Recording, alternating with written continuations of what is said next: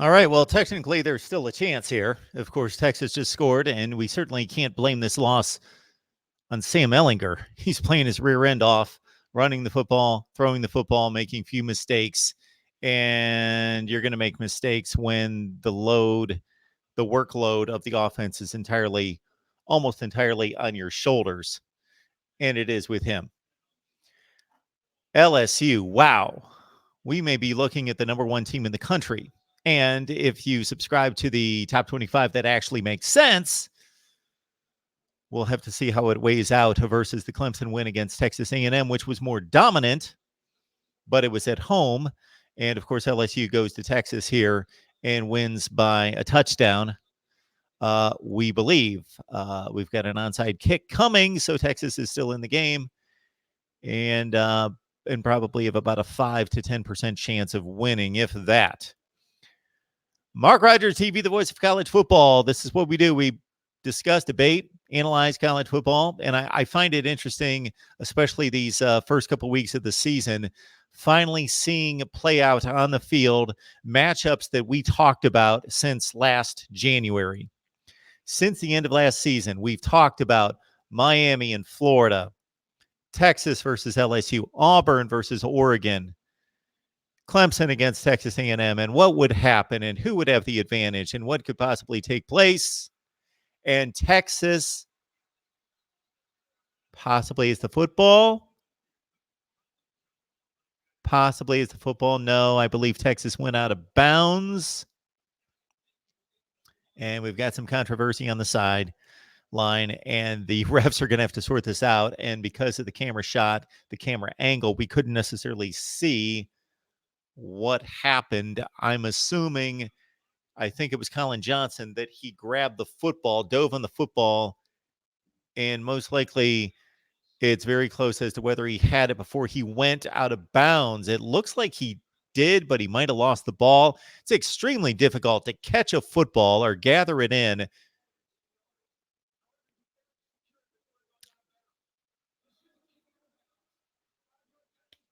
And there's your ball game. There's your ball game. Colin Johnson could not secure the ball, and I think it's a good call. Yeah, he was out of bounds and did not have possession of the football. Yes, he did not have possession of the football, period. Actually, they said he had possession of the football, but actually it was lost out of bounds anyway. He lost the football, plus he was out of bounds when he finally secured it or reeled it in, and it was still just laying on the ground. So regardless, it wasn't even a difficult call to make. LSU has beaten Texas 45-38. For many of you, this point spread comes down to a close call, a very close call. Hopefully, you're joining me and my predictions at the Voice of College Football community. Please go down to the description section below on any of the videos, not necessarily this one because it's a live stream and I'll have to put it in later. Having issues with the live stream description section. But Voice of College Football community, you get all my predictions. Last count 8-3 against the spread. But I've got to go through these night games, and I lost this one by a half point. All right, let's get to it. LSU was just crazy impressive on offense in this one. Wow, they were good. We remind you that the super chat is on. Help us build the channel, understand what we're trying to accomplish here with 13,000 subscribers and the place blowing up here recently, thanks to you and us gaining more subscribers in the last 8 or 9 months than we have in the previous couple of years, that you're making this happen. And if we get a couple dollars of support per person, hey, then you can't imagine what this would look like. Joe Burrow's line in this game has to be crazy good. He, from the second quarter on, was lights out from the time. Yeah, he just was amazing. Joe Burrow running and throwing the football, and I could care less about the Heisman Trophy, but he should be the leading candidate for the Heisman Trophy right now. And maybe he is. Does anyone know what's going on in Washington with the delay between Cal and Washington? There's a delay. I assume there's lightning. Let's check out the live chat and see what you guys have. And we'll talk some LSU-Texas. Fresno State's going up against Minnesota, hosting the Gophers right now, and of course USC and Stanford. And I see the Cardinal up 17-3. That was another one of my plays that Stanford would win that as a 3-point underdog outright. All right, Deeper Rot. Everybody's waiting for Deeper Rot. And why not? The guy talked trash all offseason about how Texas is a blue blood and LSU is not a blue blood, and that's part of the fun. But you got to show up. And maybe Deeper Rot's got something else going, but I kind of doubt it. You got to show up if you're going to talk trash, if you're a stand-up guy or gal, Cheryl included. Hey, Cheryl, good to see you. McD Sports 4. I'm taking calls. Call in. Bam. That barely came out of my mouth. I'll get the number up there, 860-325-3687. And McD Sports 4, man, this guy must be awfully proud, and this is probably him calling. Mark Rogers TV, the voice of college football. Hey, Mark. Hey, McD. This is Mr. Rubicon. Mr. Rubicon. Yes, sir. How are you? My bad on that one. I had called for somebody else. I thought that they were asking for a phone call. Anyway, Mr. Rubicon, thank you so much for calling in. And is this your first? Welcome. And no, we've talked before. All right. I think I don't know, maybe jog your memory, but I'm fairly reasonable as a fan or not. It's been a while, so I appreciate you checking in. What's on your mind? Fan, though? Hurricane, yeah. Well, it has been a while, but I just haven't caught you on a live chat, to be honest. Awesome. Well, I'm glad you could tonight. I assume you guys hung on 25-20. We lost 25-28.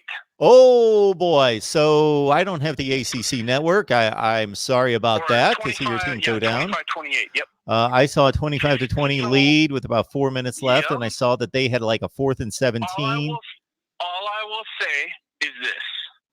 Well, I'll say more than this, but this is how I want to start it. Miami Hurricanes, we done it again. And I don't mean lose a big game. We have hired another stupid coach. We have done it again. I don't even blame Manny Diaz. He was never ready for the job. He was a defensive coordinator last year. But we go around pretending that he's ready for the job. This is seriously, this is friends and family university. I don't even care. That's what this is. Randy Shannon, oh, you're a friend. Larry Coker, you're a friend. Mark Rick, you're family. Mark D'Onofrio and Al Golden, you're friends. And now Manny Diaz. What are we doing? It's a good point that you make. Every year we keep. There is a certain percentage of the fan base that keeps pretending that we made the right choice. We have got to go down the Dabo Sweeney coaching tree, or the Nick Saban coaching tree, or the Urban Meyer coaching tree. What are we doing? I don't even want Manny Diaz fired. I don't even want him fired. We have yet again lost to another inferior team because we have an inferior coach, and I don't even blame the coach anymore because it's not the coach's fault he got hired. It's the stupid administration.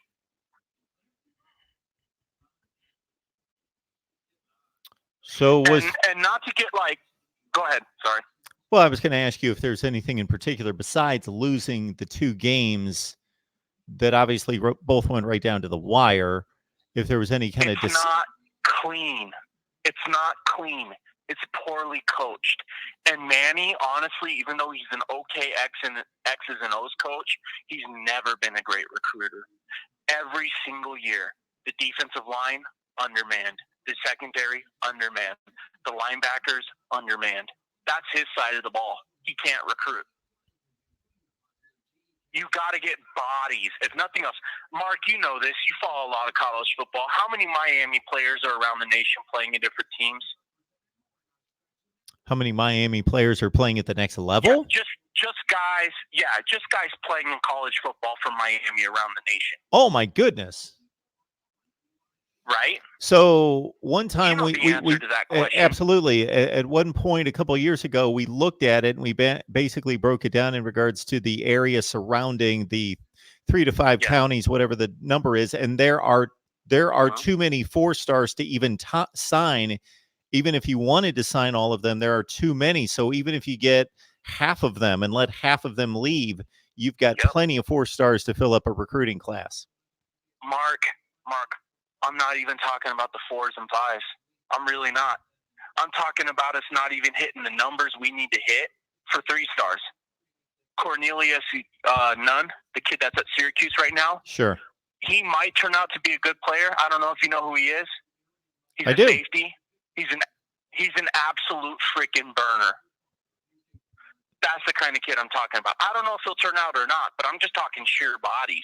Just an 85-man roster of pure Miami speed. Because the defense should just be based on speed. Speed. We're coming fast. That's the Miami recipe for success. Do you remember what the 2001 team looked like in the secondary? Sure I did. Were there a lot of 4 and 5? I know that's before like Rivals and Scout and all that, but there weren't a lot of 4 and 5-star guys in that secondary. Not to say that 4 and 5-star guys don't matter, because they absolutely freaking do. But what I mean is, like, look what UCF has done, and they've won a lot of games. Just getting 3-star guys. Hell, last year we lost out to UCF in recruiting on a guy named Jarvis Brownlee, a 3-star guy that eventually became a 4-star guy because he's a pretty good prospect. Now, that's not to say, again, that he's the next Dion. I'm not saying that. But Miami has typically been made up of guys like, you probably remember Malik Young, who got injured. Good player, right? Good player? Yep. Good player. 3-star. That's what I'm trying to say. But he was the only corner in that cycle to commit to Manny Diaz and Mike Rumpf. And so this crap of not getting enough guys, not getting the right guys, not coaching well enough on game day, it has held us back for so freaking long. It is, I can't even begin to explain it. It's crazy. I don't honestly know. Is the UNC roster even close to Miami in terms of 4 and 5-star players? Is it close? It would kind of surprise a lot of people, because what I did was I went through the last 4 or 5 years, and UNC would have the 4th best recruiting class on its roster if you took the 4 to 5 classes, if you include the redshirt seniors, and it goes Clemson, then Miami and Florida State, and then actually North Carolina, despite being awful the last 2 years and winning 5 games in 2 years. How close is that 4th to Miami, though? Like, really, how close is it? Well, the average is like a low 20s recruiting class, like a 25, 28, 30 class.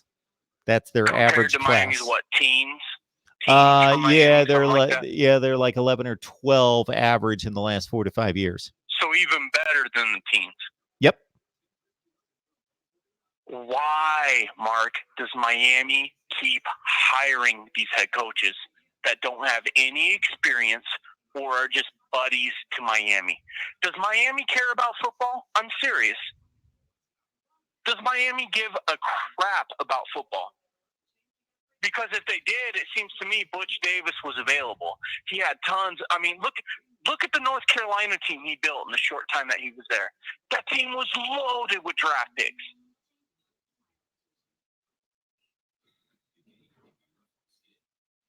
I can't debate much of anything that you're saying right here. The one thing that somewhat confuses me is it a recruiting issue or a development issue? Because at one point Well, both are coaching issues, right? Yep. So, like some people don't think they're both coaching issues. Because coaching is the whole deal. It's the X's and O's, it's the player development, and it's the recruiting. It's all of it. And I'm sorry, but like I just can't. I just can't hear the Miami Hurricanes fans out there. And God love them, because I love my Miami Hurricanes fans. I'm one of them. But I just don't want to hear about how it was on the road. It was a redshirt freshman quarterback. It was a sold-out crowd. How many times am I going to hear these excuses with the Hurricanes? How many times do I got to hear this? When are we going to hire a head coach that can overcome this BS? Well, the excuse you're going to hear for this season is that it's the first season and that any coach should be given a first season. That's what you're going to hear. Okay, that may be true, but maybe give me a coach with some experience. I mean, it's Mac Brown's first season, too, in like 3 years. When was the last time Mac coached? 2013, 6 years.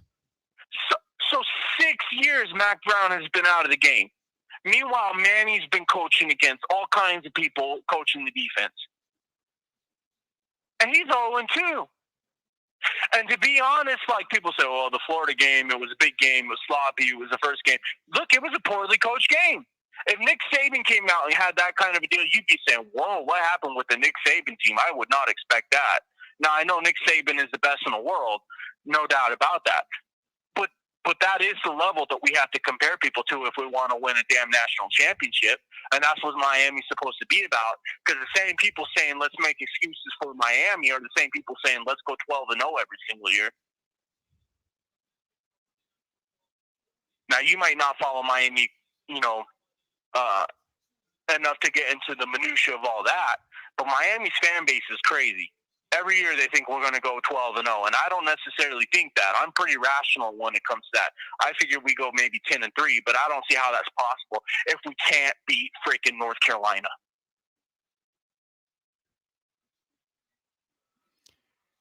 Yeah, North Carolina is obviously much improved, but you should win that game. There's no question about that. You should win that game. Yep. No offense to North Carolina. I think that they're a pretty good program.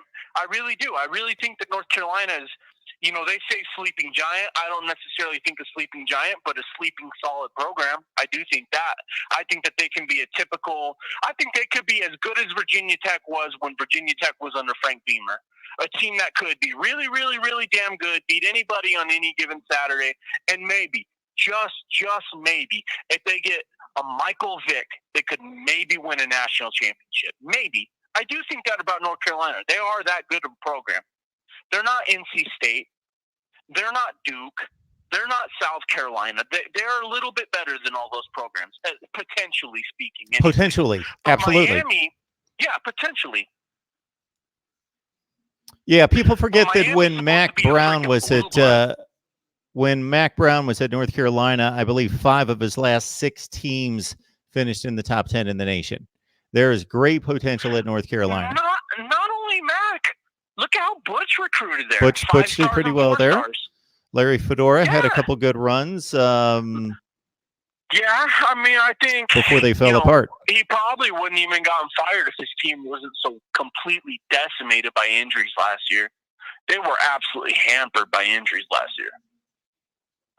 Would I want Fedora in charge of my program? No, I'd probably rather have Mac Brown. But that's besides the point. I just don't understand what's going on with Miami. Why do they keep doing this? Why? Why do they keep going with these friends and family hires? Shannon, family. Coker, I don't know. I guess you could say family because he was the offensive coordinator. And then Coker, or not Coker, sorry, Golden. Golden was an outside hire, but he just would not commit to firing his best friend, Mark D'Onofrio, a terrible defensive coordinator. Even, Houston said he's always been a terrible defensive coordinator. That's not Miami defense to sit there and read and react and just, quite frankly, be terrible all the way around. And then you go with Manny Diaz. Why? We didn't even do a coaching search, Mark. We hired him after like a few hours. Mark, we didn't even do a coaching search. No, you we didn't. even do a search. No, Rick walked we didn't in. Do one. Yep, Rick made the decision on a Sunday morning, and by noon or so, Manny Diaz was coming back from Philly. This guy, Blake James, and I said his name 3 times for a reason. This guy needs to be drugged by Miami fans, and this administration needs to be drugged by Miami fans. This is so pathetic. This is the same crap we have been dealing with since 2002. The same crap. No one ever gets fired. No one ever gets replaced. I mean, could you just imagine if this crap happened at Texas? If this crap happened at Texas, guess what? Manny Diaz would be fired. That's right, because he was fired at Texas. If this crap happened at Auburn, dudes would be walking. If this crap happened at Georgia, they'd be let go. And what do? We hired their trash. Now, I actually think Mark Richt is a very good man and a solid football coach. But at the end of the day, he walked because he wouldn't fire his son. That's the kind of person we're hiring. Someone who puts their family or their friends ahead of the university. And Blake James doesn't have the balls to step in and say, no. We're going to hire the best people available, not just your buddies and family. It keeps happening. It keeps happening over and over and over and over again. And every single time it happens, Miami fans convince themselves that it's okay, and it's not okay. That's all I got to say, Mark. I appreciate the passion. I've got a few other people calling right now, and you certainly raised some good points, man. Thanks for the call. All right, man. You take care. I'm interested in listening to what you got. Yeah, maybe the only point that he made near the end that I would have some debate on is that Texas did put up with it with Charlie Strong for 4 years of playing 6-win, 7-win football. Mark Rogers, TV, the voice of college football. Who's on the line? Hey, good morning, Matt. Why is everybody so upset? I don't understand. What a great day of college football. Mark Rogers, the voice of college football. What an amazing day of college football. Did you see the ending of the Tennessee versus the Mormons? I Texas, did. LSU, North Carolina, Miami. Listen, the night games tonight were unbelievable. I had to leave at halftime and go buy a 4th TV to put in the garage. This is insane. What an amazing day. Why is everyone so upset? Georgia is a dominant team. Did you see the passing game? With Oh, I was watching. Showed it for half a quarter. I had it on a screen. In the second quarter. Yeah, we broke it out, showed people what we're capable of. Man, can you imagine when Georgia comes out and does that for all 4 quarters in 2 weeks against Notre Dame? It's going to be a bloodbath. Last time, you won't see that many mad Irish people since the Great Potato Famine. I can't wait. It's going to be unbelievable. But all these people, I'm hopping around on these live shows on YouTube, and all these people are just mad and upset. And I just don't get it. I mean, Manny Diaz is the greatest coach in America 15 days ago. What happened? He wasn't he? That's what I heard too. Oh, it's all they talked about. He's a Miami guy. You know, everybody loves him. The fans love him. The community loves him. The players love him. Look at the defense Miami had. Now this guy just spent 45 minutes for no reason trying to flush him down the toilet. I don't understand what's going on. You know what it might be? It might be that Miami's just not a very good football program outside of a 15-year period in history. Do you think that's possible? Let's add it up. Yeah, it's about 15 years, and crap before and crap since. Yeah, so 80 years, 15 of which were good. And, that's all they talk about. I mean, it's not 2001. 5 rings is doing Miami about as much good as 27 rings is doing Harvard right now. None. It's 2019, I mean, 2001 was a long time ago. Some of these Miami fans, man, I don't get it. Is North Carolina a good team? No, of course not. They're on the same level as Florida, aren't they? Didn't that look like Florida versus Miami all over again? About what it looked like to me. That's about where Florida program is at, about where North Carolina's program is. Middle of the road teams, Mark. I hear you. Pretty much. Yeah. There's about 5 or 6 teams that can win this thing, and then there's a big drop-off. What'd you think of LSU tonight? Man, LSU's the real deal. People been saying, thank God LSU ain't got no offense. We've been saying that for a long time. Well, don't look now. LSU found an offense, though. 500 yards passing? Jesus Christ. Takes Georgia to week 6 to get that. They're a scary team. Don't tell Georgia fans that passing works, though. They're still living in, they still think you can win titles like Nick Saban did in 2010. They get mad as hell when you tell them Georgia should pass the ball. Hey, hasn't LSU had an elite defense and NFL running backs for about 10 years and not won anything? Sounds awfully familiar. Now they're throwing the ball, though. Throwing it around, even when you wouldn't think that they would throw it. With 4 minutes left, they still say, hey, we're coming after you. They didn't even play conservative then. And it worked. You think Phil Fulmer takes over tomorrow, or does he wait till Tennessee's 1-6? Phil Fulmer, really?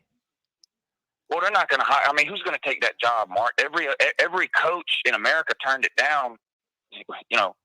16 months ago? Who's going to take that job? Nobody. Phil Fulmer's going to install himself as head coach. It's just a matter of time. I don't know if they'll do it tomorrow. I mean, they'll win next week against, who is it, UT Martin or UT Chattanooga, whoever it is. But then they got to play their next 4 games after that, Florida, Georgia, Alabama, and South Carolina. So they're going to be 1-6. So at some point, enough is enough. I don't care it doesn't matter what the buyout is. Hey, maybe they can get BYU to pass around a collection plate before they head out of town. I don't know, but they got to come up with some money for that buyout. Just Pruitt, not the answer. I guess not. I gave him a little bit more credit than that because he's a recruiter, but he did not have his team prepared the last 2 weeks. To get beat up on the line of scrimmage by Georgia State last week, that's just incredible when you can't gain more than 3.5 yards a carry against a Georgia State team. Yeah, all trolling aside, that really makes you shake your head. And under normal circumstances, I would think it was ludicrous to even discuss firing a coach in the second year.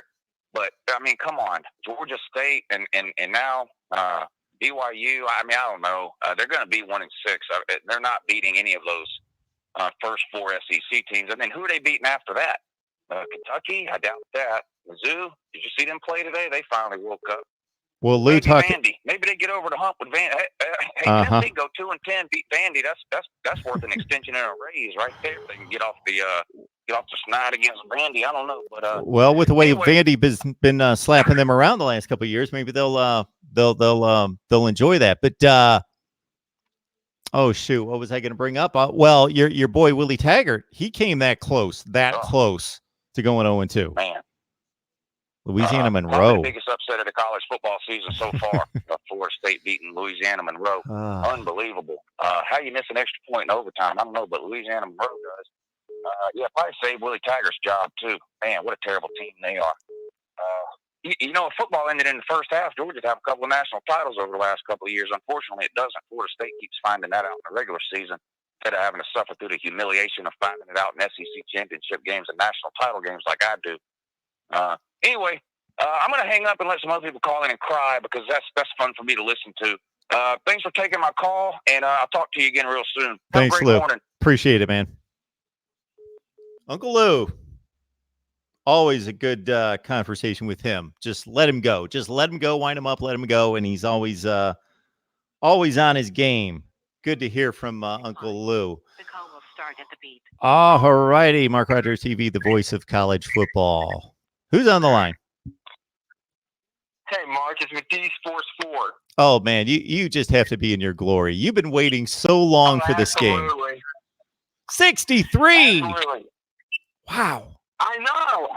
I was not expecting that. I had 45-38 mail-in, and at the end of the first quarter, it was 21-7. And then when the quarterback threw the interception, and Anthony McFarland ran it in on that next play when it was 28-7. I knew it was over. Now, I didn't expect us to hang 63 on them. Obviously, Syracuse, they have some issues with the offensive line. I thought the team quit on Dino Babers in the last 5 minutes, but I'm going to let that slide. But overall, it was a great day of college football. I mean, I don't understand why you're hearing these Miami fans whine. I have to agree with Uncle Lou there. I don't understand that. I don't understand why Texas fans aren't showing up in the chat. I don't understand. You're just living large, really McD. You're just living large. I mean, Maryland should be a top 10 team as far as I'm concerned. I mean, I think here's your top 10 teams in my opinion. I think obviously Clemson, Alabama, Georgia, in no particular order. Clemson, Alabama, Georgia. I think Maryland, LSU, Oklahoma. How many is that? 6? I mean, Ohio State maybe at 7. Now, personally, I do think Ohio State is better than Maryland, so because you have these people that are trying to troll saying, oh, Maryland's going to win the Big Ten. And Wisconsin's a top 10 team as well. So watch out for Wisconsin. But overall, you got to be excited if you're a Maryland fan. We're going to be up on Temple next week. I don't care that it's in Philadelphia. And then we get Penn State at home on Friday night, and that's going to be the big test. That's going to be how we're going to be measured, basically. I expect us to be ranked in the AP poll for week 3, and after we beat Temple for week 4 as well. And we'll see what happens against Penn State, a team that we have only scored, I think, 10 points on them in the past 2 years. I believe that's going to change, obviously, because there's no way any of these defenses are going to hold this offense to under 20 points, in my opinion. So we'll see what happens, but it was an excellent victory. I mean, I was appalled of how great we played. We were a little bit sloppy in the third quarter, but outside of that, excellent. McD, when's the last time Maryland had a capable quarterback? See, that's what you've got. You usually have about 5 of them hurt, and or they're just pathetic. That's true. This guy can play. We have 2. He's not great, we have 2 quarterbacks, but he's actually. capable. We have 2 quarterbacks. Pigram? Josh Jackson, and we have Pigmier coming in here and there to run some read options, and it's working out. So okay, that's my thought. A few other notes: Tennessee is going 0-12. Florida State's terrible, and they're not making a bowl game. Nebraska was overrated, just like I thought they were. Who else deserves to be roasted? Syracuse, they're overrated. Who else? Who else? Am I missing? Who's our overrated list? You want the overrated list right now? Well, you went down most of them right there. Michigan. Oh my goodness! If they hit a field goal kicker for Army, they're done today. Ohio State. They're overrated? We don't know. How do we know? Well, this is why I think Ohio State's overrated. They play 2 group of 5 teams. They jump out to 28-0 leads, and then they just are very inconsistent. I just think Ohio State overall, they're just very inconsistent. They jump out. And I know you're paying the backups at that point, but they just look inconsistent at times, Ohio State. I thought they looked nothing but dominant today. They got out, I think, 28-0. Well, not so much today, but against SAU, that game was 28-0. Next thing you knew, I think it was I want to say 35-21. It was a 45-21 game. So I wouldn't put a whole lot of stock in that. I'm not saying Ohio State's a great team. I'm not saying that they can challenge some of the teams we're talking about, Georgia, Clemson, Alabama in particular. Just saying we don't know. We don't know. And I think that LSU is a top 5 team in the country. I don't care what anybody says. I'll put LSU over any Big Ten team. I'll put them over any Big 12 team except Oklahoma. And I'll put them, and obviously Alabama, Georgia, and Clemson. I wouldn't put them over them. But you would take Oklahoma on a neutral field against LSU? I think it's a 50-50 game. I think LSU's a lot better than Oklahoma. Decidedly better. Decidedly better. Then LSU's a top 4 team. And LSU beat Georgia last year, so is LSU a top 3 team? You want to go that far? I'm not counting. Why are we looking at what happened last year? Why does that have anything to do with this year? Why are we ranking teams based on what they did last year? True. All right. I'm Because just Maryland's saying. not a top 10 team then. I mean, I'm not. I think we're a top 10 team right now. Well, you went 5-7 last year. That's what I'm trying to tell you. This year, I know. Okay. I know. I'm just saying, like, theoretically, but like, Sure. I guess you're right on that. But overall, I mean, when you're on top 25, it makes sense. I expect to see Maryland in the top 10. I mean, my top 25 is going to come out tomorrow, and people are going to throw a fit. And but it's the more it plays out, the more it's going to make sense. We're going to go by the results on the field.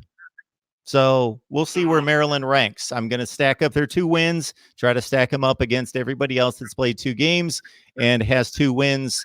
The only teams I would consider at this point to be in the top 25 possibly that have lost a game would be Texas. Maybe they still maintain a top 25 ranking. Oregon, because obviously they lost to really good teams. And you have to make some assumption because they've only played 2 games.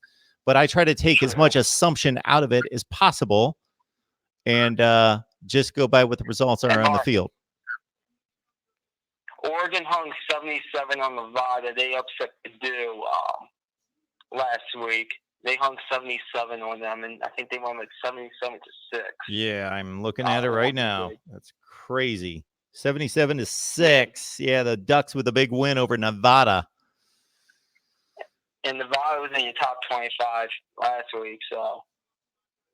I still had a good prediction day despite taking the 24 in Nevada. True. Still had a big day. I went 3-2. I went 3-2 in my upsets this week, so I'm happy. I had Colorado and North Carolina winning. Nice. So, and I also had San Diego State over UCLA. UCLA is terrible as well. They might go. Yeah, they're pathetic. 12, unless they get Oregon State. But Oregon State didn't look bad against Oklahoma State last week offensively, but that is Oklahoma State's defense. Let's see what they look against a Hawaii team likes turning over the ball a lot. And one other quick note before I go: College Game Day. They just announced it. There will be in Ames, Iowa, at Iowa State. I saw that during the broadcast. Explain something to me, McD. Why do people care so much where College Game Day goes? Well, I think part of the problem, and I kind of allude to this with the SEC National Game of the Week on CBS to a lesser degree. I think Game Day, and I think they just like go into like the same places. Like every year they're at Ohio State, every year they're at Michigan, and like every year they're at Alabama, Clemson, the whole 9 yards. I think people just want to see teams do better and have Game Day come to universities that they don't usually go to as much. Like I don't know if they have a bench hire. I'll clarify that, McD. If I'm at a school and I'm a student at the school, or I'm connected to the school, I'm on campus and College Game Day is coming. Yeah, that's great. That's awesome. It's a big party. It's recognition for the school. It's recognition for the football team and the program. I get that. But like, I work at the place and I get a notification and I know where we're going for College Game Day and all that sort of thing, and have people that work under me that are actually there working various roles and so forth. I just don't understand the fascination in people that are just college football fans caring where College Game Day goes. And I just hear people get upset when they think that they should have gone to Auburn this week, but they chose to go to Penn State, and they get all upset and think, why are they going there and not going there? I just don't get it. They're doing a studio show out on the road on campus. It was a great idea back in the day, still is, but I don't understand people getting upset over the choice of where College Game Day chooses to do its show. I'm mystified. I mean, Maryland never had a College Game Day.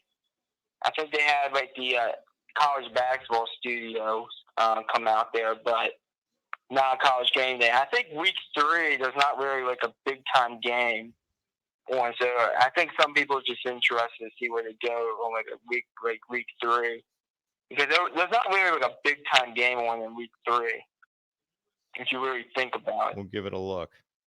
That's not Notre Dame Georgia week? No, that's week 4. Okay. Yeah. I mean, everybody thought they were going to go to Clemson, Syracuse, but that's not happening for certain reasons. I think you could blame the Turks for that one. Yeah, your Terps made it happen.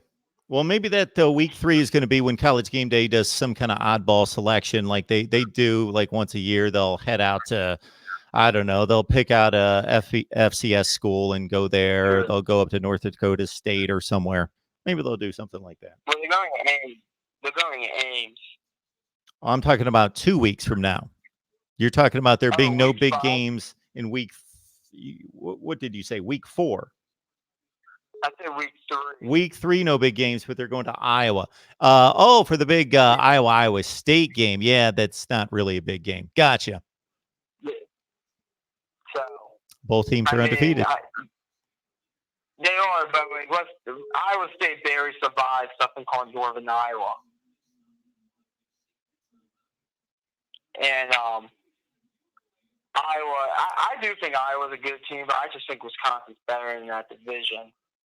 I know they beat Rutgers 30-0, but I think Iowa's got the toughest road in that division, from what I remember.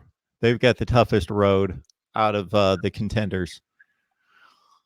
All right, McD, we appreciate it. I got some other calls coming in. Okay, sounds good. Thanks, man. Have a good night and go Terps. Mark Rogers TV, the voice of college football. That's the call-in number, 860-325-3687. This is kind of the deal on Saturday nights. I tend to shut up and let you guys talk. You guys have a lot to say. You're passionate about the good or the bad that befell your team today. So I tend to just leave the analysis go and let you guys just rant and rave, which either I enjoy or I'm somewhat disturbed by. Subscribe, of course. BetNow.eu, you get a 100% bonus. The link will be below in the description section. You grab it next to the hashtag Sam Strong. Goes to a great cause, St. Jude's Hospital, and YouTubers teaming up with Volunteer Roadshow. And again, BetNow.eu. Shop at Amazon. Grab the link as well. All right, let's see what kind of comments we got in the chat. We see the USC was down 17-3. They've come back, in this kid Slovis, first start, never thrown the ball against a defense with the bullets firing, and he's put up 24 points on Stanford. Now, Stanford's defense is not that good, wasn't projected to be that good this year, like 40th or 50th in the country. So, but still, this kid's come out, and he's played extremely well. So Stanford's blown a 2-touchdown lead, and they're down 4. That's not good news for me, personally.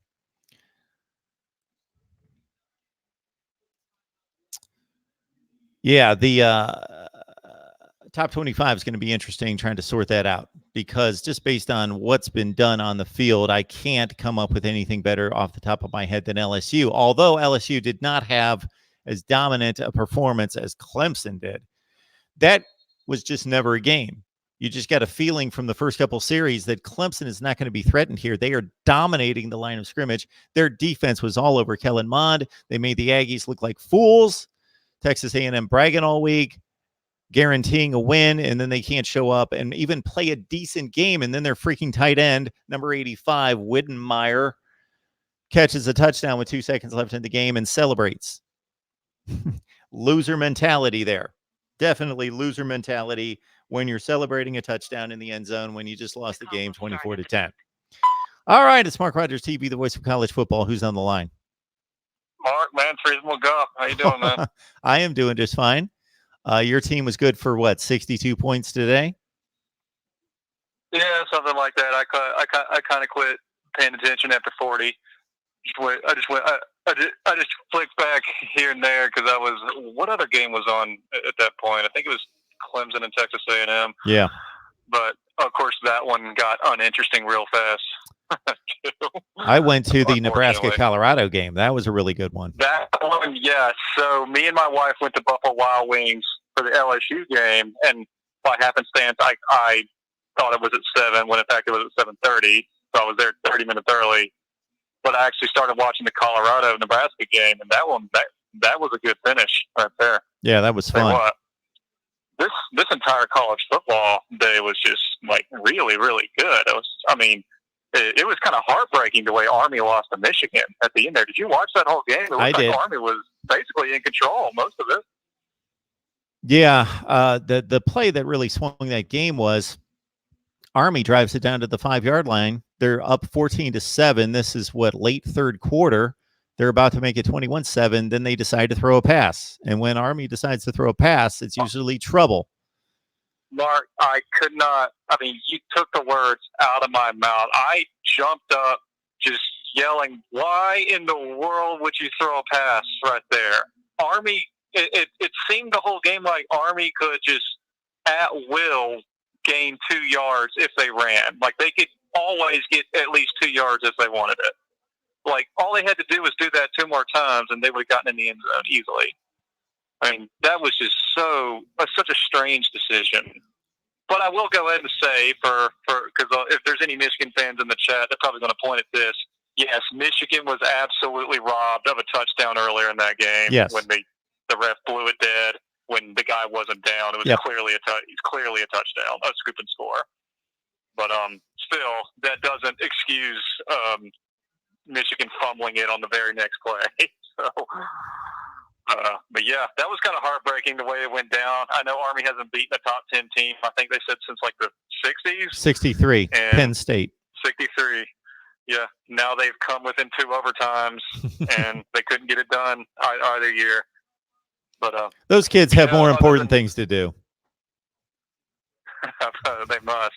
Although I don't know if you heard, but apparently they are looking at lifting the service restriction for any player that's like playing for an academy that the NFL is interested in.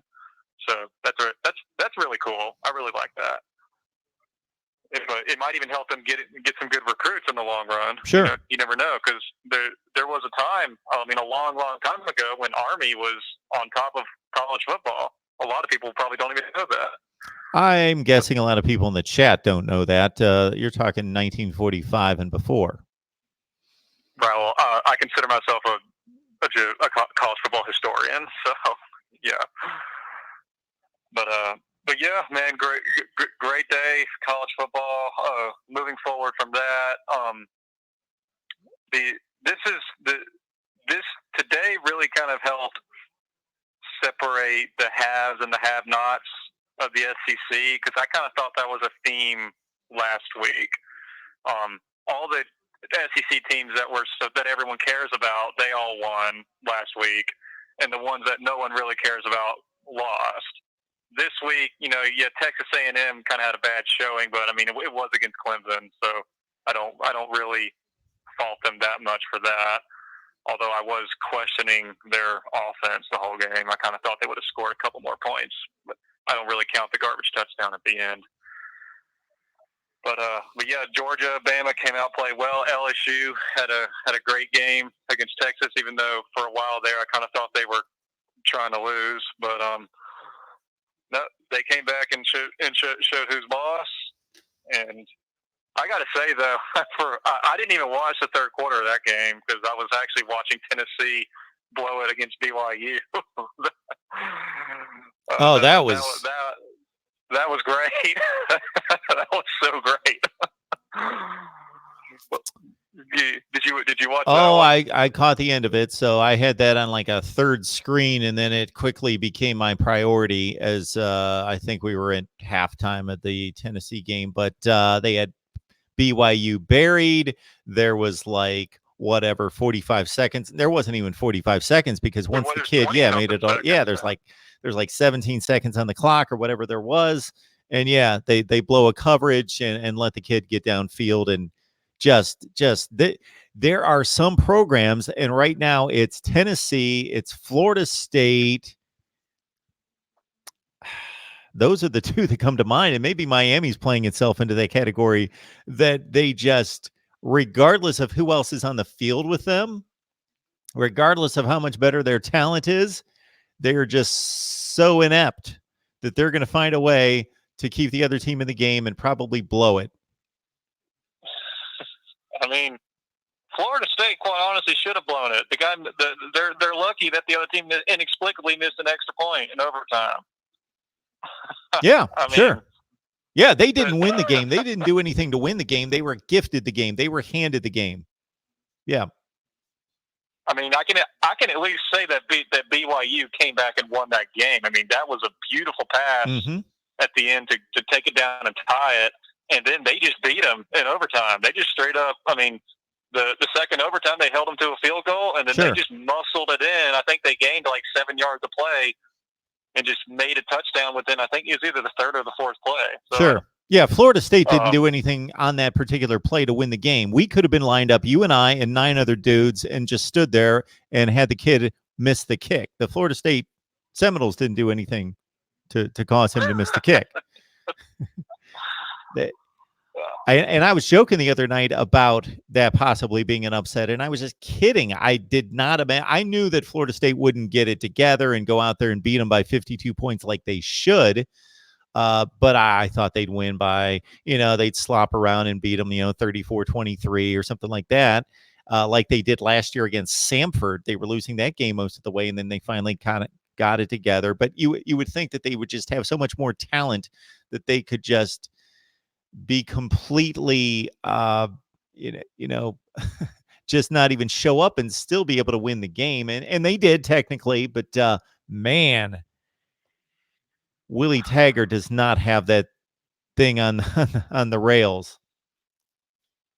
Well, it's bad. I mean, it's completely inexplicable. I mean, I don't actually know how well Tennessee's talent is. If you asked Tennessee fans a couple of years ago, they told you that Butch Jones recruited at a high level. And now if you ask them now, they try to say that, well, Butch Jones didn't recruit well, so we've got to give Jeremy Pruitt more time. Yeah.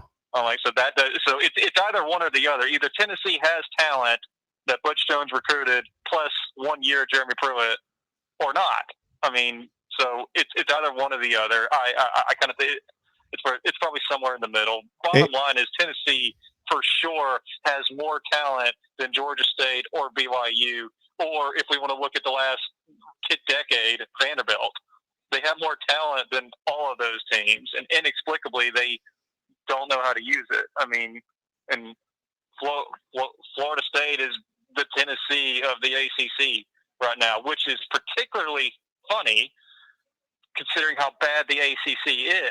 At least Tennessee can some years Tennessee can try and use the excuse that they just have to play in the SEC, so they get beat up a lot. Florida State can't do that. I mean, this is going to look like it's going to be a rough year for. I mean, I don't know what's going on with Miami too. That was. I mean, is Mac Brown really that good? Is he already worth 2 more wins than North Carolina should have gotten?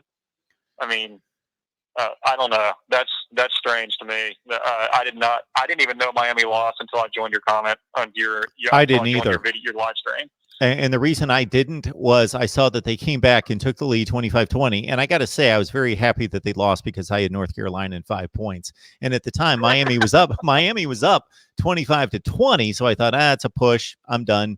I saw 25-20, and I saw North Carolina had the ball. And at least on the score indicator, the real-time tracker, it had North Carolina with the ball, 4th and 17, like at their own 15-yard line. So I thought, this game's over. So I don't know what happened after that. I'm going to have to dive in and look at the play-by-play and see how North Carolina pulled out this game. But I know that I took grief from Florida State people and some other folks that joined the chat the night that I unveiled my ACC coaches rankings during our Florida State show. And I rated Mac Brown as a better coach. This is obviously in the preseason. I ranked Mac Brown as a better coach than Willie Taggart. And I took all sorts of grief for that. That's crazy. Mac Brown's won a national title. Willie Taggart had a losing season at Oregon when he was recruited by Florida State. And he had a losing season last year at Florida State. Well, he went 7-5, but I get your point. He did. year? At They were Oregon. 5-7. At Oregon. At Oregon. Oh, Yeah.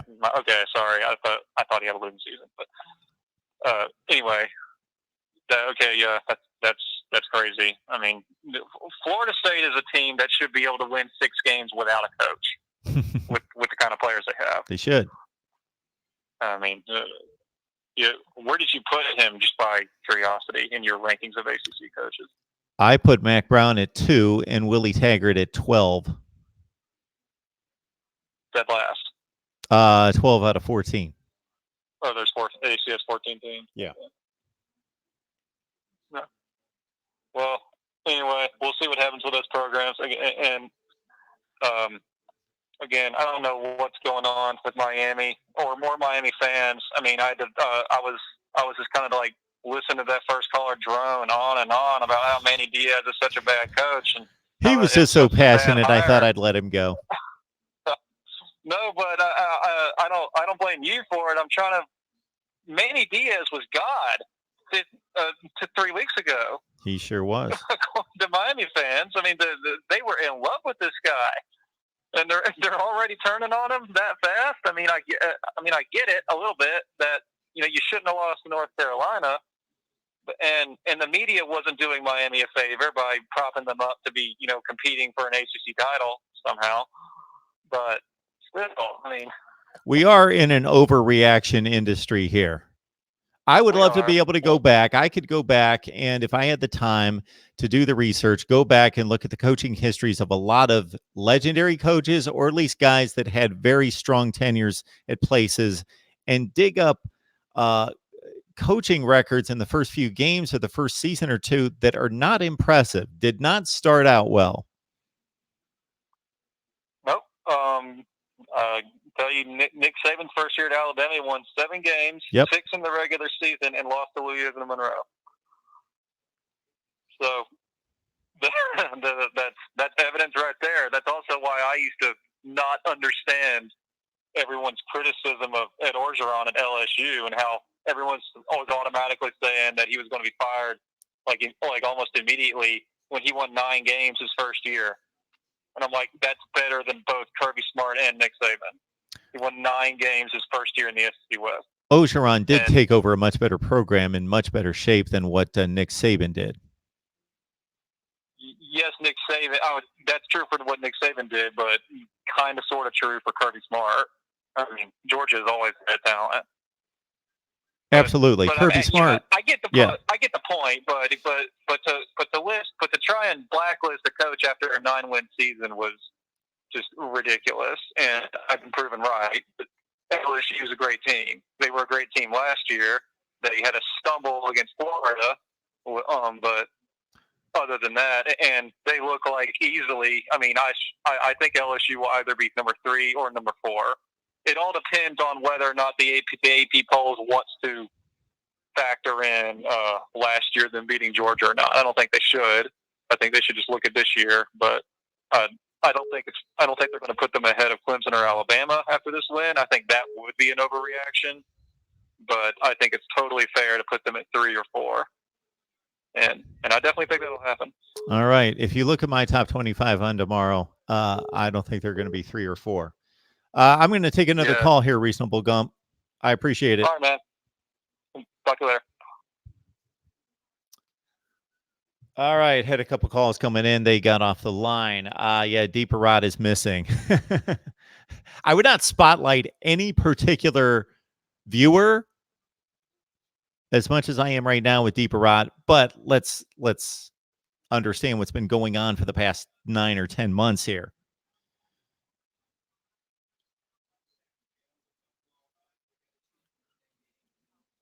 Oh boy. I will get this fixed, I promise. That was my off-season chore, and I didn't get it done, did I? Hey, it's Mark Rogers TV, the voice of college football. Who's on the line? Boy, Nebraska, Miami, Birmingham, boy. I had big money on the line, and all I needed for those 2 teams to hold on and win. I look at that Nebraska score, it's like, 17-0. And I'm like, how can I come back and lose? 17. Yeah, and then Miami, I don't know why they blitzed on 4th and 17. And I don't get that one. But I mean, Venables do it too, so I don't know. It's like defense, bro. I am going to have to watch the replay there because I was just telling the previous caller that I chalked that up as a loss or as a push, actually, because I took North Carolina in 5.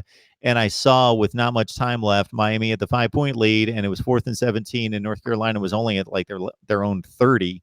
And I thought, this one's lost. This one's gone. Yeah. Well, I'm grateful that you won tonight. So. Hey, you win, so you win, lose, so that's why it's called gambling. Absolutely. If you're going to play it that way, you got to be used to the bad beats. So you just got to take them in stride. I know how it is, and I've learned just to take them in stride. It's kind of like playing the stock market. I do that as well, and I got to take it in stride.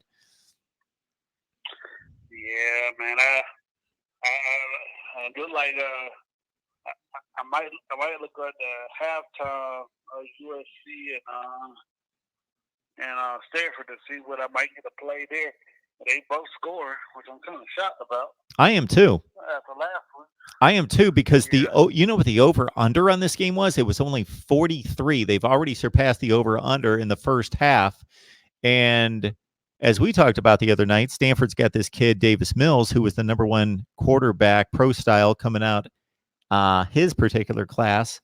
And USC, I haven't been able to watch it much because I've been on here, but the kid for USC has never thrown a pass in a game, and he's lighting it up, apparently. 24 points on the board.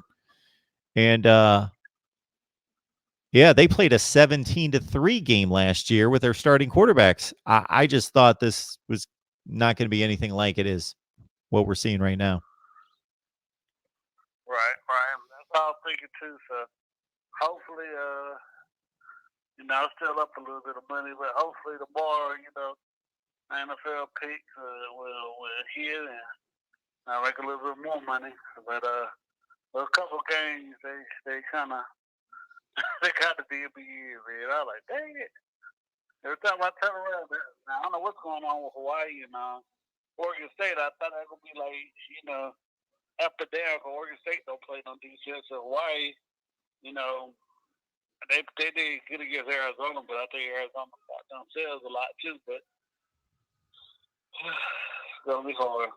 But what the funny thing is, Mark, I hear a lot of the what's that school called? Miami talking junk about UVA, about Florida State, but Florida State, and they say they 1-1. I mean, this ACC Coastal boy is gonna be interesting. That's why I picked Virginia to win it. But I look like Perkins is struggling a little bit, but it's early.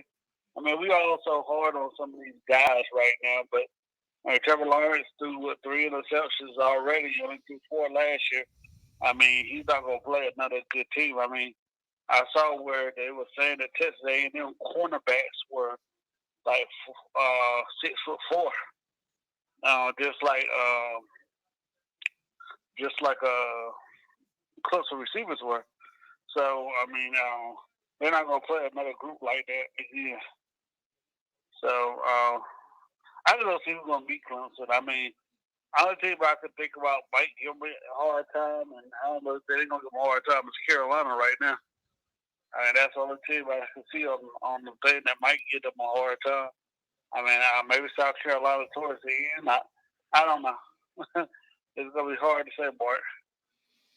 But I'm going to enjoy this college football season. It's going to be very interesting. Mm-hmm. Outside of those five top teams, it looks like it's going to be interesting, man. But I keep listening to the show, man. I'll see what the other callers got to say. Thanks, DeAndre. I appreciate it. This Miami show we do on Wednesday night is going to be a fun one. It is going to be a fun one.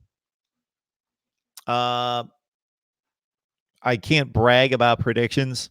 Can't do that. It's way too early. But I certainly caught all sorts of hell for picking Virginia to win the ACC Coastal. And maybe they won't. Maybe it'll be North Carolina. The Heels. That's a big win under their belts. Mark Rogers TV, the voice of college football. Who's on the line? There he is, Mark work with somebody. Prince 601. Hey, Prince, what's going on, man? Nothing, man. I'm just like I did a little research before I called you.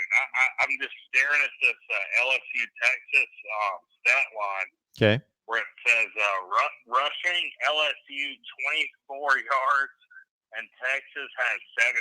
Like, am I reading this wrong or what? It's not our father's LSU or Texas, especially LSU. Yeah, this is crazy, man. I just mean on the broad scale of things, man, this is crazy. I don't think I've ever seen LSU with that few rushing yards. That was a hell of a game, though, wasn't it? Oh, it was a great game.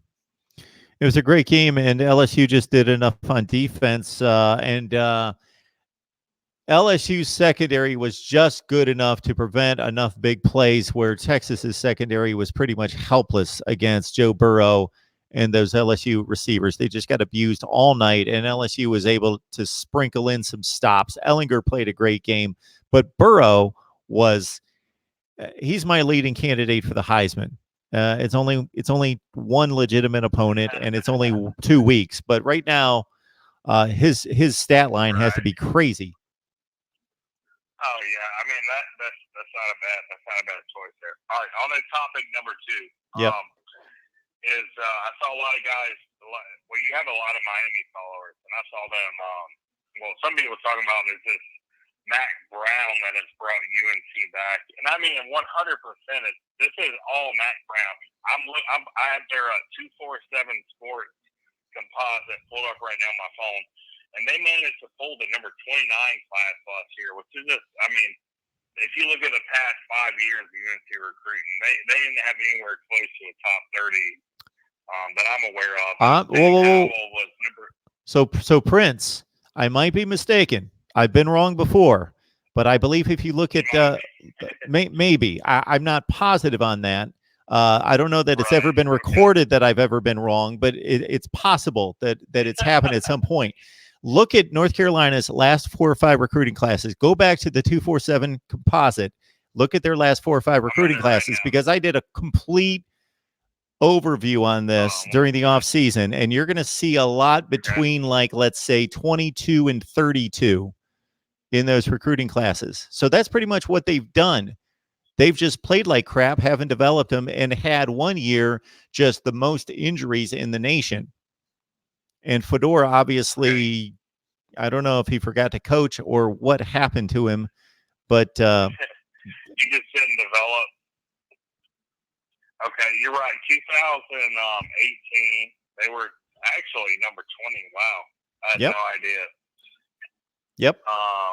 Yeah, 2016 they were 32. 2014. Yeah, but Sam Howell is number 3 QB at his position. I guess he was considered. I don't know if he was pocket passer or dual threat.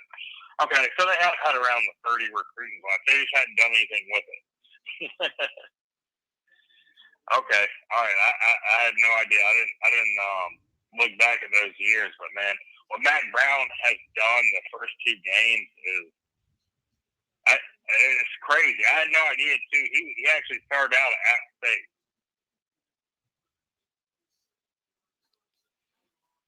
Yep. Did you know that? Absolutely. Started out at App State. And, man, he's done a hell of a job so far. I'll put it that way. Yeah, I just think a guy like that, I don't know what it is, but I don't know if the players just automatically gain some level of confidence knowing this guy's done it before. He has credibility. We're going to listen to him. We're going to buy in. We're going to give it all we've got. I can't imagine that he's done, but he did select a good quarterback, as you mentioned, and even though the kid's inexperienced, he's got the high ceiling. And so Mac Brown's obviously developed him at least enough in the little time that he's had him to have him play. Like, he only completed 13 of 31 passes against South Carolina, but he didn't make mistakes. He didn't make the mistakes that UNC quarterbacks like Surratt have made over the last couple of years, the game-changing type of mistakes. He played within the scheme and made the throws when he had to. And that's got to be Mac Brown. And it's like Dan Mullen in Florida. Look at Dan Mullen, took the same talent, goes from 4 wins to 10, basically just increases the offensive efficiency so much with the same players that they weren't dynamic offensively last year, Florida. They just took care of the football and moved the chains on 3rd and short when they hadn't done that before. All the metrics offensively for Florida just skyrocketed under Dan Mullen with the same players. Oh, I hear you. Yeah, and I mean that's not only head coaching, but it's definitely philosophy. Let's see. On now to Clemson. I mean that was a great win by Texas A&M, and first things first. I saw a lot of Clemson fans in your instant analysis comment who I've never seen before, and granted, I give them the benefit of the doubt that they are Clemson fans, but just don't forget guys like me and DeAndre Crawford who were there when Clemson was losing to Alabama. So I just don't want any bandwagon fans going on like they accuse all these old Bama fans of, right? Oh, I know who's been with me, Prince. You're in that. I'm just joking. You're on that list. No, I hear you. Yeah, but no, a lot of people. Let me just put one thing straight. A lot of people forget that. I played college baseball, but I played linebacker in high school. And a lot of people forget though that early in the year, offenses are usually way behind defenses, and that just has a lot to do with like receiver timing, play calling, audibles, literally adjustments on the O line. Like, I mean, this time of year, it's usually the offenses are way ahead of defenses. So people are saying, "Oh, how did Clemson beat Bama 44-16, but only scored 24 on Texas A&M?" Like, it's not even comparable. Clemson did the same thing last year in the off. I mean, at the beginning of the year, I mean, they didn't score a whole lot. So it's just, and it has to do even with betting. When you talk about betting, I tend to not bet on offenses early in the season because they tend to not score nearly as much as they do in the offseason because it takes time to get that timing back. Like, you can only simulate so much in practice compared to a real game where you're actually running full out against, defenses you've never played before. So that is one thing to remember when betting and consider when you talk about offenses. What are your thoughts on that? Yeah, I think that any time there's a situation in which one, and this applies to other sports, and you're a big baseball fan, this applies to other sports where with the offense and the defense, there's more that has to be coordinated with an offense. Just like in baseball, the hitter has to respond to the pitcher. The pitcher can practice all winter and have a regiment, but the hitter needs to see reps because there's too many variables in the batter's box against a pitcher, where the pitcher, that's why the pitchers are typically ahead of the hitters early in the season, that sort of thing. That's the theory, at least in old school baseball. And I think the same thing would apply here. Sure, there's got to be more coordination. Everything's got to work and be orchestrated right offensively, as opposed to, yes, there's orchestration defensively, but it starts with the offensive line, goes to the quarterback, and the quarterback and the wide receivers working together.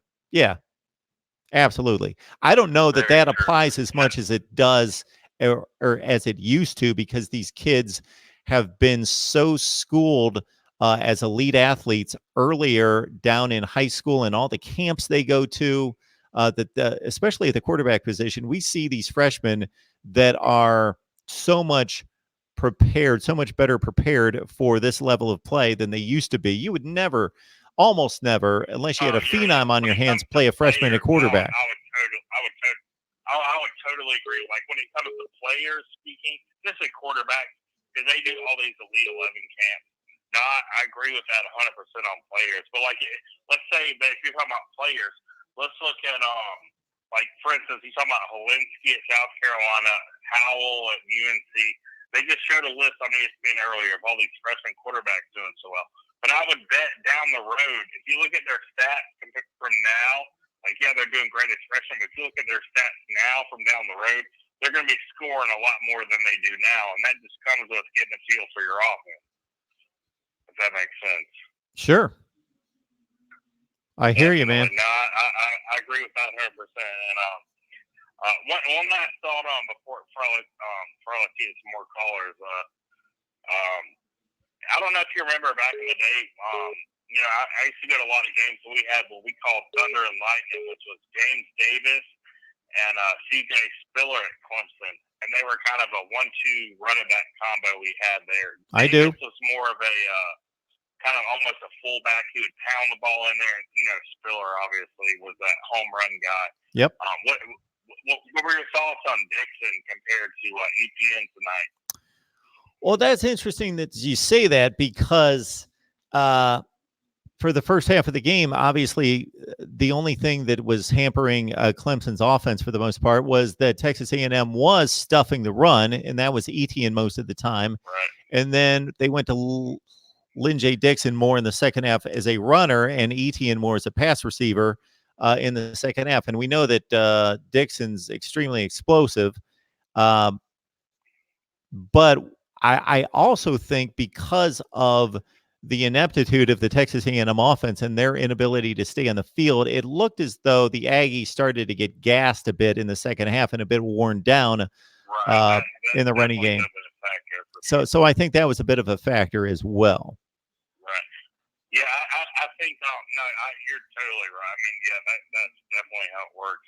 Yeah, but I'm just noticing ETN is more of a north to south guy. He runs through arm tackles.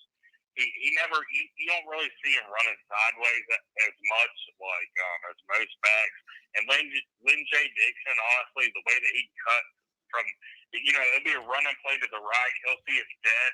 He'll split 4 O linemen and go to the left side and absolutely take off, kind of more like DeAndre Swift does. So I think the way that him and Travis Etienne, they both have home run ability, but Travis Etienne is more of a north-south guy. Is going to try to power the ball, run through arm tackles, he can hit that hole and go for a home run too.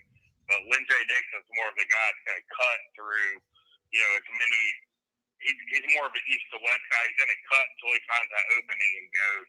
So I think Lynn J. Dixon is the guy to definitely watch out for this year for the Clemson team.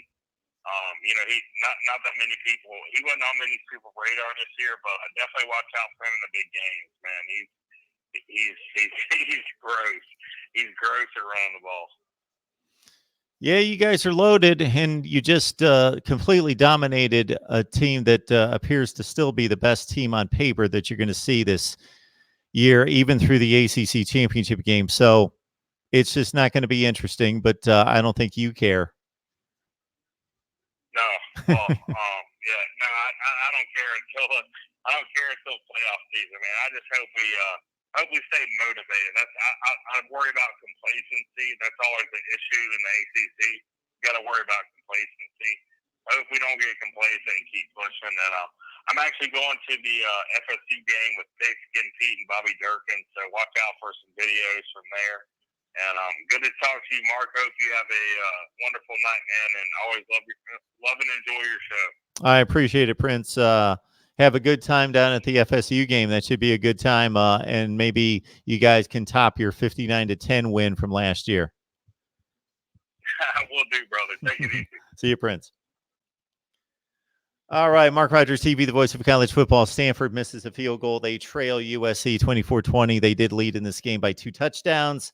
I need to do a few things, and that is lock in on USC and Stanford. We've got a lot of USC people that watch us on a regular basis. Would love to do an instant analysis on USC and Stanford.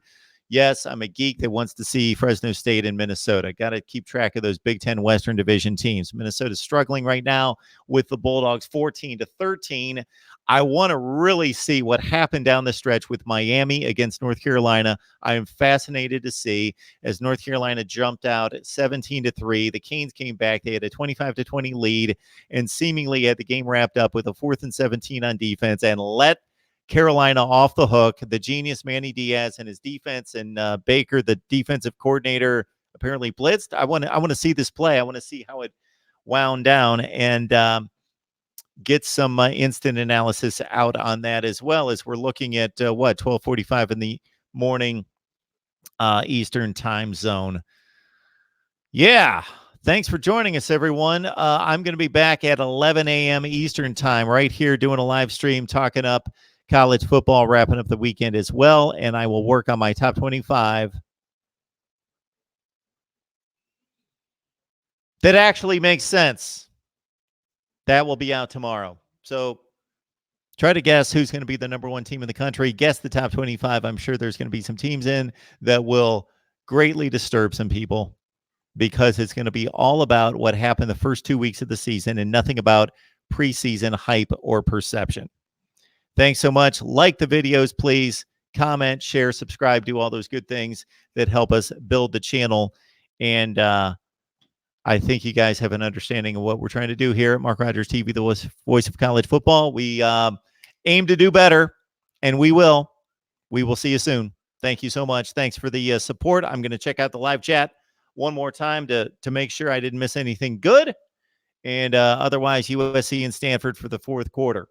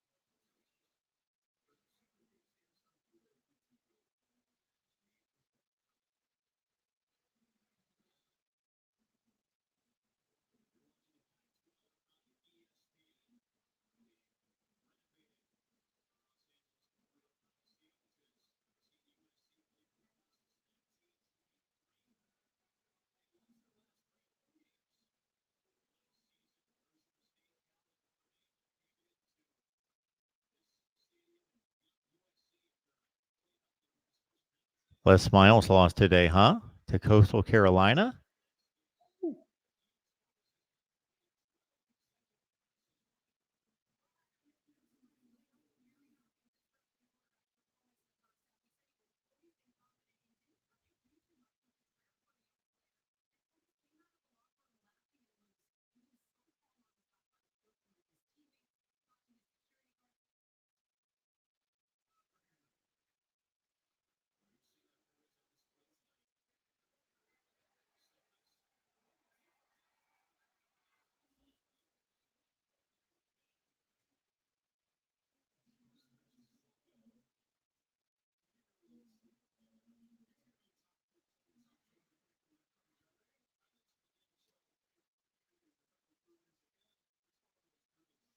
All right. I am toast. So I got to get off here and just hang out. You guys have a great night. I will see you at 11 a.m. Eastern time for another live stream wrapping up the weekend.